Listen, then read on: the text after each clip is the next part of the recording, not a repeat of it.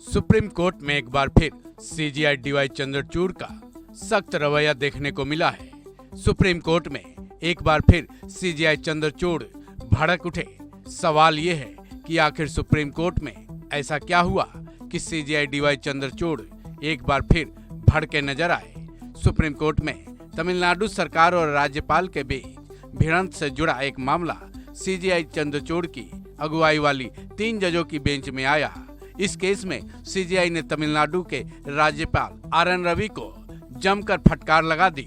साथ ही ये तक कह डाला कि आप सुप्रीम कोर्ट से भिड़ रहे हैं। इतना ही नहीं, गुस्से से लाल सीजेआई ने केंद्र सरकार तक से सवाल कर डाला कि अगर राज्यपाल संविधान का पालन नहीं करते तो वो क्या करती है। दरअसल सुप्रीम कोर्ट ने डीएमके यानी तमिलनाडु के सीएम एम.के. स्टालिन की पार्टी के एक नेता पोनमुडी के दोष सिद्धि पर रोक लगाई।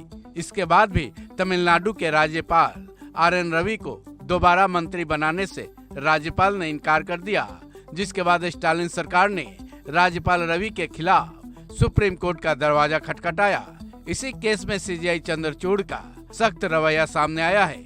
एम.के. स्टालिन की सरकार ने सुप्रीम कोर्ट में राज्यपाल के इस कदम को पूरी तरह से असंवैधानिक और नैतिकता के खिलाफ बताया है, क्योंकि मद्रास हाई कोर्ट के फैसले को सुप्रीम कोर्ट ने पलटते हुए विधायक पोनमुडी को सभी आरोपों से बरी कर दिया था, जिसके बाद तमिलनाडु सरकार उनको एक बार फिर से मंत्री पद पर बहाल करना चाहती है।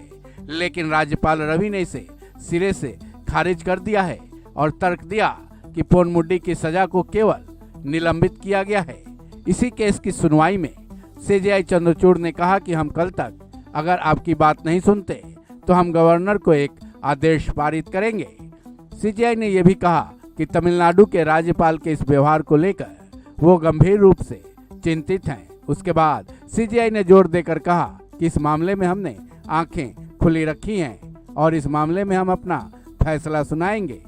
सीजेआई चंद्रचूड़ ने आगे कहा कि तमिलनाडु के गवर्नर सुप्रीम कोर्ट के अवहेलना कर रहे हैं। वो सुप्रीम कोर्ट से भिड़ रहे हैं। उनको जिसने भी सलाह दी वो ठीक सलाह नहीं है। सीजेआई ने आगे कहा कि एक व्यक्ति और एक मंत्री के बारे में मेरे विचार अलग हो सकते हैं, लेकिन हम सबको संविधान के हिसाब से ही चलना होगा।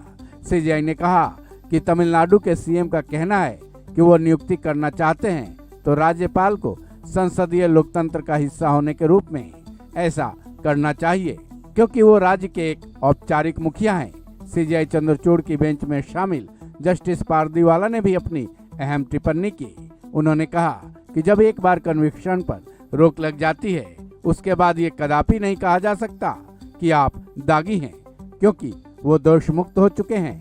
बहरहाल अब तमिलनाडु सरकार और राज्यपाल की इस संवैधानिक और कानूनी लड़ाई में सीजेआई क्या कुछ फैसला सुनाते हैं, ये देखना बेहद अहम होगा। इस खबर में बस इतना ही। बाकी अपडेट्स के लिए जुड़े रहें वन इंडिया हिंदी के साथ।